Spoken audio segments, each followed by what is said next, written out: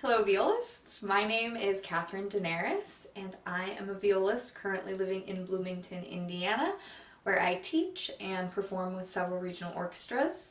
And today I'm going to be talking about this year's excerpts for the Missouri All-State Orchestra on behalf of Opera in the Ozarks.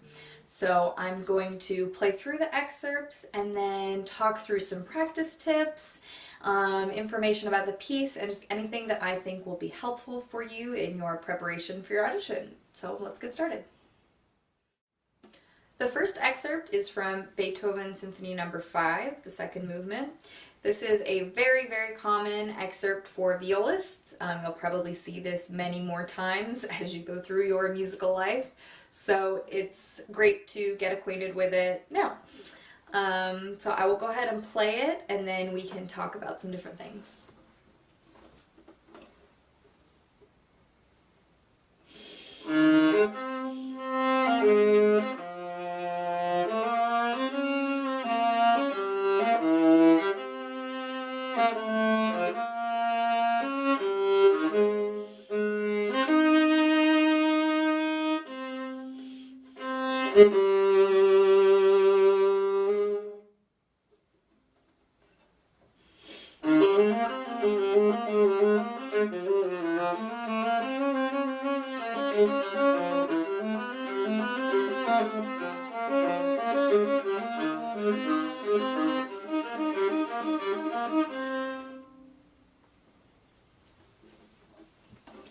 Okay, so the first thing to note when we approach this excerpt is the tempo indication, which is andante con moto. And the tempo you've been given is definitely on the con moto side, so it is a little bit of a faster tempo, but that is the tempo that Beethoven put in his score. But in general, you'll just want to think about the longer line, the long phrases. So andante we think of as like a walking pace, but we do want to bear in mind the con moto and try and keep everything with a forward direction. The next thing to note is the expressive indication of dolce. So we do have a piano, but it's not a scared piano or a background piano. It's a very sweet dolce piano that I like to think of as having a lot of warmth to it. So in my part I have dolce and warm. And that just reminds me that even though I see a piano marking, I don't have to play super, super, super quiet. And when we get to the second section of this excerpt, we notice the same indication. So once again, we still have a variation on the melody theme. So we're going to go with that same warm, sweet sounding piano.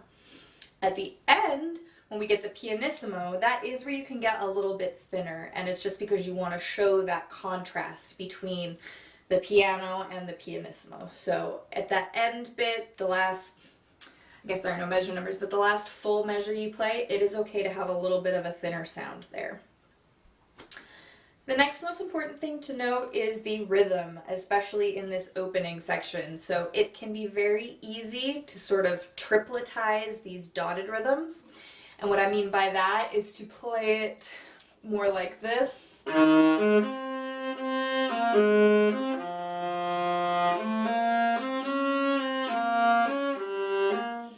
And I did play it slower there, but that's not the only thing I changed. I was subdividing triplets in my head.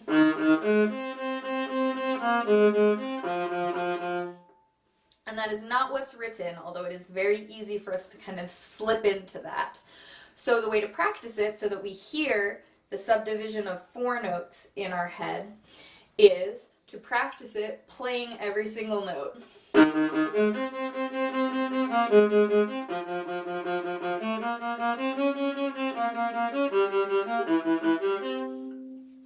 if we practice it that way, it kind of gets drilled and ingrained into our heads that we are hearing these dotted rhythms as divisions of 4 and get the exact length for that 30-second note, in this case, in our head.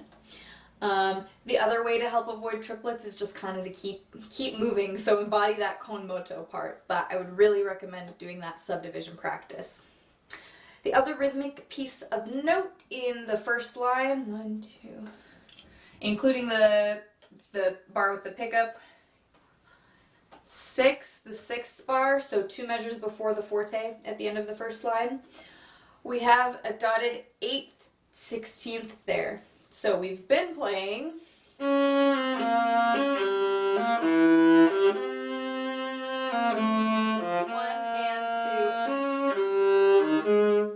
the 16th note at the end of that measure is the same length as the long notes that we've been playing. Obviously it's dotted, but the point is it's a much longer end of the rhythm note than.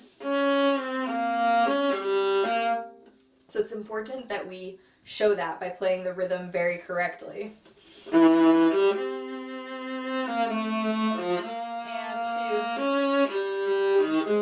So really giving that D flat at the end its full value as a 16th note rather than a 32nd note.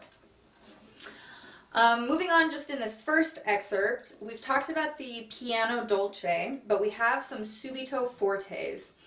And we're going to execute those by being very mindful with our bowing patterns. And we have lots of screaming cicadas outside. I don't know if you can hear them, but I apologize. So I start this on a down bow in pretty close to the frog in the lower half.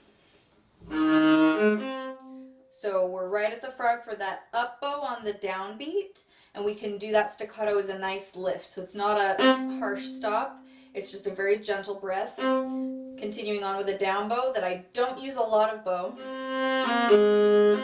I'm about to the middle. Back to the frog lower half. I'm about 2/3 of the way through the bow, a little up above the middle. And then on this up bow, I'm not going to use a lot of bow. So I only got about to the middle, my balance point just below the middle. Again, this up bow, I'm not going to try and use a lot of bow. Same thing on this up bow. And the reason is, we've gotten ourselves to the upper half on that A flat 8th note in the measure before the forte. And the reason I like to be in the upper half is that it helps me keep piano until the exact moment that the E flat forte starts. So I've played the A flat 8th note. I'm going to continue down bow with the A flat dotted rhythm. So I can diminuendo to the tip. And then I'm really going to set the bow on the D string and play a very forte E flat. And that bow can be as long as you need. But then when you get to the next downbeat, it's soft again. So very quiet piano. Still piano, so don't use a lot of bow. And then another loud forte. With very little bow on the A flat. So the suddenness of the dynamics is what's tricky here. We really want to stay as piano as we possibly can until the moment of the forte. And same thing moving forward. We want to stay as forte as we can with no diminuendo heading into the piano downbeat on the C. And then with the final dotted 16th, 32nd. Again, it's really tempting to try and lead into that forte. But that's not what he wrote. So we have to stay very soft. And then let all the volume come out just on the G. And then use very little bow on the final A. The next section has some different challenges. This one is going to be more about bow usage and evenness in that regard. So one way that I like to practice long slurs like this is with stopped bows. And you want to practice your stop bows using about, if not exactly, as much bow as you're going to use when you're doing it slurred. So I start this variation on a down bow in the upper half this time. So I'll start maybe 2/3 of the way through the bow. And then I'm at the tip, which is where I want to be when I start the next one. And when I do my stop bows, I'm going to make sure I put my fingers before my bow moves.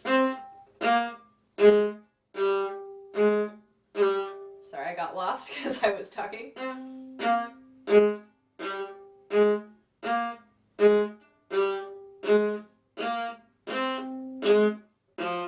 And here, place your finger, move your bow.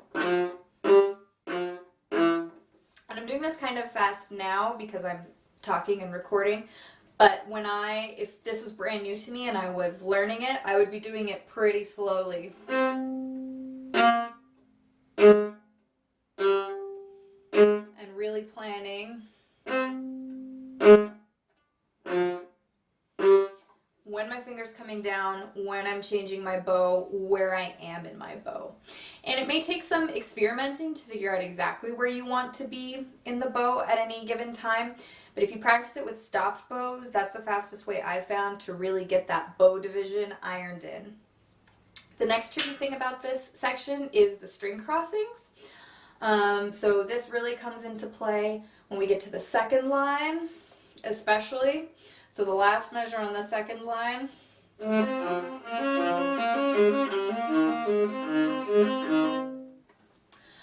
I plan in my head that my elbow is going to essentially remain at my lowest string level, which is the C string. And the string crossings are going to be done with my forearm and my hand, not my wrist, but my forearm and my hand. We have this like extra little pivot point here that doesn't include this, doesn't include this, but we can move both of these things at the same time. It's pretty subtle, but the main point to take away is it's so fast that we're not going to be able to do it with our elbow. So that's another thing that can be ironed out in stopped bows. I'm just trying to figure out what bow I end up on there because I don't have it in this part. So I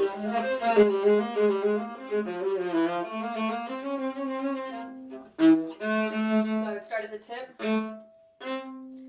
And now I'm noticing that when I get to the C string, I'm going to have to move my arm quite a bit. So I probably didn't start with my arm high enough. That's better.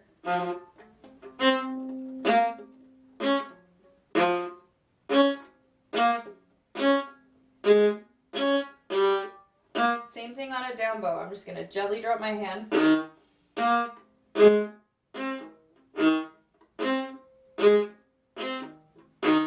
And this is a spot where it's especially important to make sure your finger is down before your arm changes strings. Move my finger, move my arm, move my finger, finger, and so on and so forth. And once you've done that, then you can find your comfortable tempo playing it with the bowing as printed. You can also practice it détaché just to work on getting the notes. But when we're dealing with these long slurs, if we practice it détaché all in one spot, a string crossing in the middle feels a lot different than the string crossing you're going to find when you're actually playing it in context and you're in the upper half. So that's why I think the stopped bows are a nice way to kind of get familiar with it, and then you can just jump to the printed bowing at the tempo of your choice, and then work up to the tempo that is given to you here. And then finally, in the last full measure, I choose not to do string crossings there. I choose to shift to second position. I go open G, and then I just shift on the 4 to the E flat. If you feel better about doing the string crossings than shifting to second, there's absolutely nothing wrong with that. The most important thing is just to make sure that we're still pianissimo, whatever decision you make. So if you can do the string crossings without any notes standing out and getting too loud, that's great. I just prefer to shift so that I can stay on one string and keep it very, very soft there. But that is our 2 sections of Beethoven 5 that are asked for in this first excerpt. Like I said, just always bearing in mind that it has a dolce quality, so keeping it soft but very warm and sweet, and then just being very, very mindful of our rhythmic subdivisions. And I think that will get you on a good start for this excerpt. The second excerpt is from the Overture to the Bartered Bride by Smetana.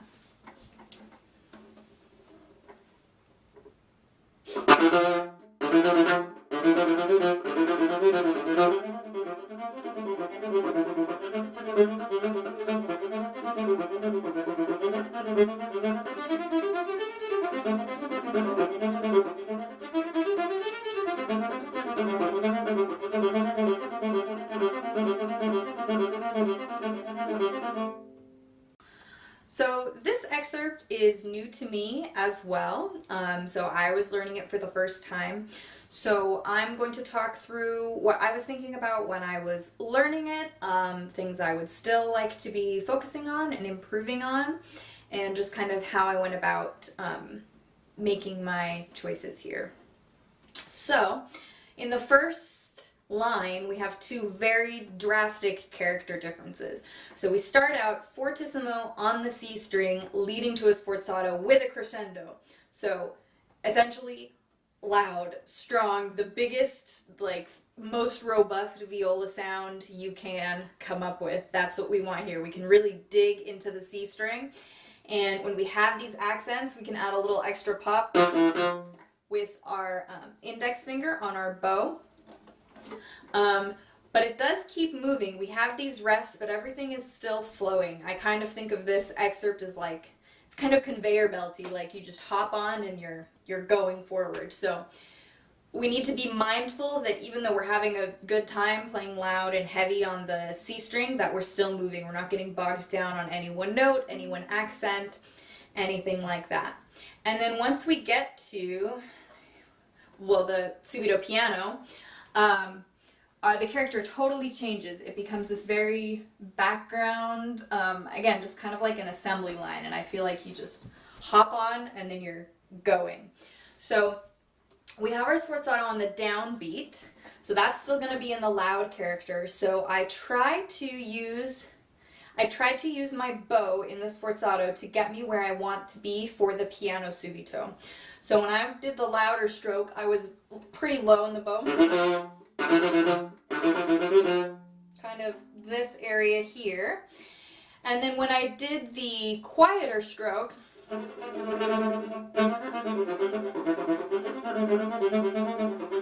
a little bit higher. So I take the opportunity of having a loud downbeat, to, I'll do it kind of slow-mo.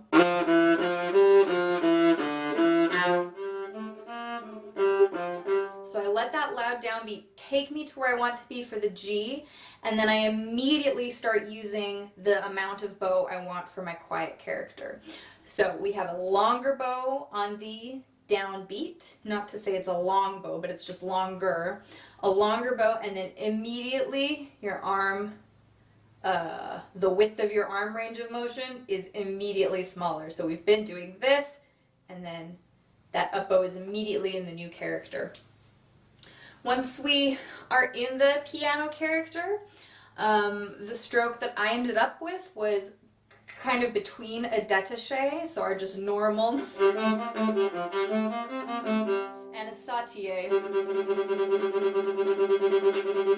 which is an on the string stroke that causes the wood of the bow to bounce, so it sounds a little bit off.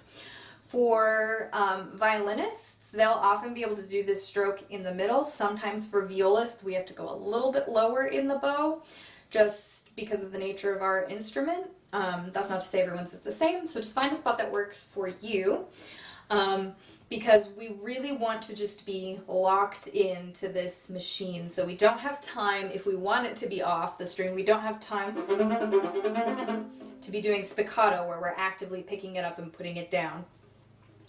So we're going to use very nice, concise bow arm. And the way we practice this is we start slow. We always love slow practice. But when we do our slow practice, we need to anticipate the amount of bow we're going to use when we get faster. So if I do my slow practice, I'm getting used to the amount that my arm is moving. And so if I get used to my arm moving this much, that's not going to translate as well when I try to speed it up. So we can do our slow practice. But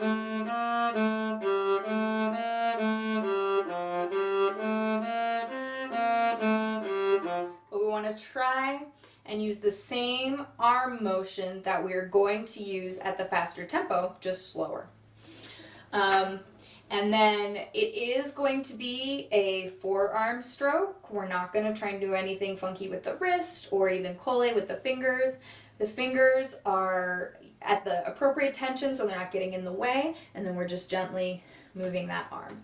And then you can speed that up and speed that up, keeping on the string, and then when you get to the tempo that responds to your bow and your instrument, your bow might just start bouncing in a sauté stroke by itself. We can also do our rhythmic practice as we are learning these notes. I really like doing too slow, too fast. And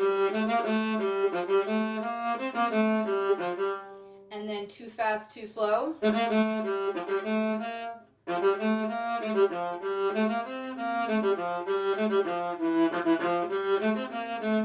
notice on the fast, wherever I'm putting the fast notes, I'm trying to use that small amount of bow.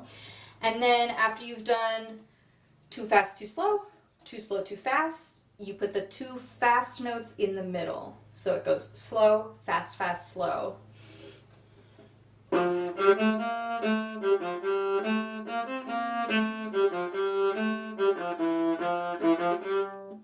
And I will do the whole section, those 3 different ways, and then I will try it at the tempo click that I'm getting to. So say my goal is 132, say I'm trying to get it initially at 92. So I'm going to go through that practice, then try it at 92. If that's working for me, I'll try it at a faster tempo. If that doesn't work, I'll go back to the slow and fast alternations, just a little faster. So, woo. So I would start going, and so on and so forth. We can also, of course, do our dotted rhythms, and then switch it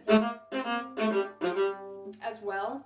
But sometimes I find if I'm practicing it with the dotted rhythms for things like this, where it's just lots of fast and scalar stuff, sometimes some of that unevenness creeps into my final product. But when I do the divisions of 2, so fast, fast, slow, slow, slow, slow, fast, fast, slow, fast, fast, slow, I'm able to kind of bump up the tempo, but it stays very even. So that's why I like to do that. And other than that, it's a lot of scales. We have more string crossings in this that can be tricky at a fast tempo. They're very easy to rush. So similar to what we talked about in the Beethoven, just try and plan out your arm level so you have to move as little as possible. And I think of physically slowing down my arm in the string crossings because I know I rush string crossings. And so every time I get to one, like if we're on the 3rd line, 3rd measure, this F to C string crossing, I'm very mindful of exactly how my arm is moving there, so I take up as much time as I can so that I don't rush. And then finally, the dynamics for this are once we get to that subito piano, we stay piano. And because it's background, I wouldn't worry too much about trying to phrase with the line at all, just kind of keep it very steady and still.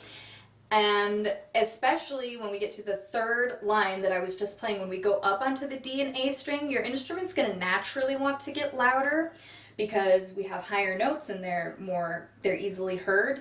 And so just be mindful there that you're not also adding volume yourself intentionally. So your instrument might get a little louder, but we don't want to also be getting excited and adding a crescendo in as well, because then it's really going to jump in volume and change the character. So I had some fun learning this excerpt. It was kind of etude-like, a nice little warm-up with all those scales. So I hope that the things we talked about were helpful, and I hope you also have fun working on this one. The final excerpt is from Brahms's piece, Variations on a Theme of Haydn. So Brahms decided to take a theme that Haydn had written and then write an orchestral piece that is composed of variations on that theme.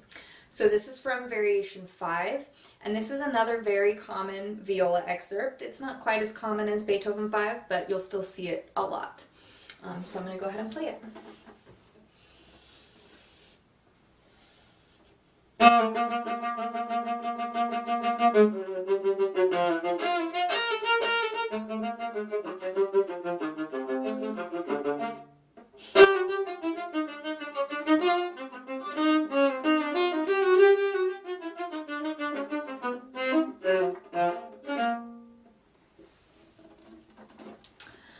So this piece has a lot of sudden dynamic changes, much like the beginning transition of the Smetana excerpt we talked about.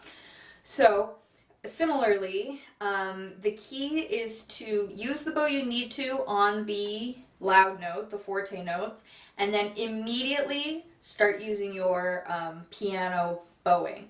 So in the first figure, we can use as much as we need on that loud one, although we don't want to get too far into the bow. We want to get to where our spiccato is going to work. And then immediately after the first slur, you're into your piano, very small arm movements again. And this one is a spiccato, so you are going to be physically making the bow come off and on the string, but we do start from the string, especially for these forte pianos, and you have to come back to the string so that each staccato note can still be from the string. So I find it helpful when working on this excerpt to do some scales, just simple scales, with the bow stroke in groups of 3 like this. So I would do my C major scale. And I'm just trying to make the triplets as even as possible. And I'll go back down. And then I can add in a slur. You can kind of do it however you'd like notes-wise, but this is usually what I will do.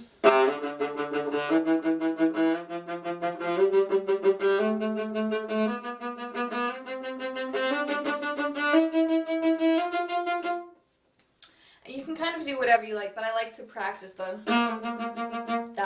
that nature of the bowing. And of course you don't have to do C major. You could do B flat because the piece is in B flat. I just picked an easy scale to practice the bowing figure. As we have these crescendos into the louder dynamics, we can start to use more bow. So the 5th measure, a little more bow as you get into the forte, and then second line you're right back into our piano bow stroke. Now on the second line we have a hemiola, so a kind of rhythmic ambiguity that Brahms throws in. And I think it's helpful to still think about this in the groups of 3. It's now beamed by the bar, and we have these doubles, which makes us think about it more as like da da da da da da in 3. But just to keep my arm moving in the same way and avoid confusion, I do put brackets.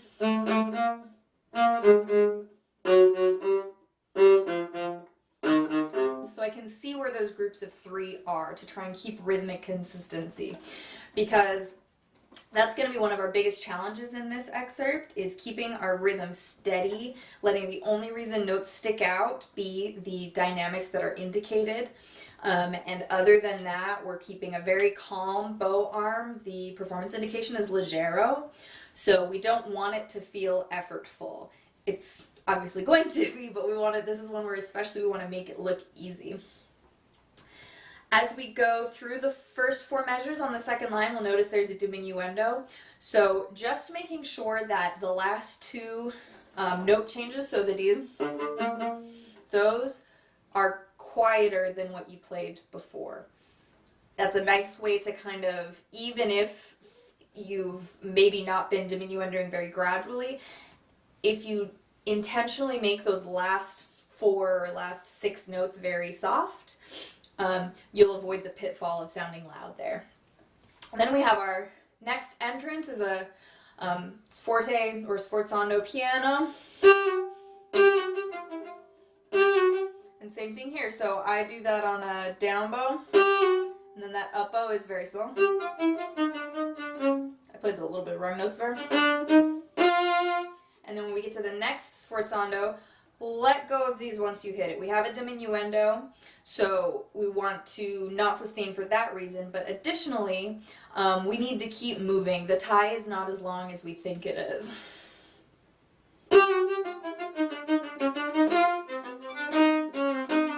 And if we really sustain through to that downbeat, we're going to be late when we have to come back off of it. Moving right forward, we have these sets of 2 notes slurred.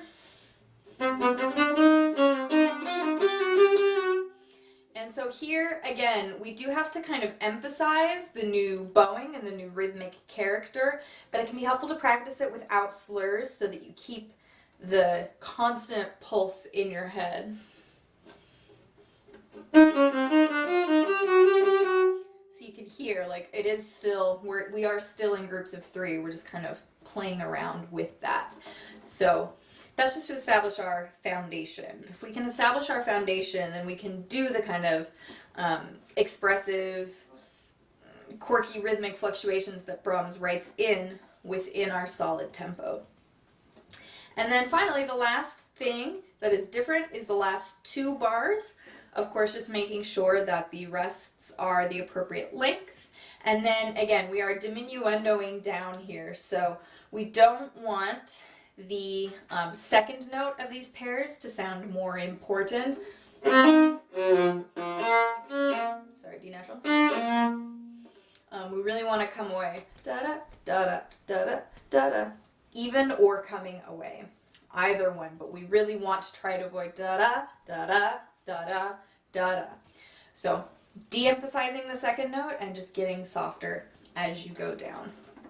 So we've covered several different bow strokes today. The Beethoven was legato, then we had some détaché and sauté in the Smetana, and now we do have spiccato here. So in this one, we really want to go for that leggero spiccato style, coming from the string and executed from the forearm, and then just being very mindful of our dynamics. And when we reset from the dynamics, we're starting from the string and immediately in the new character of bowing. And that should get us off to a good start with this excerpt.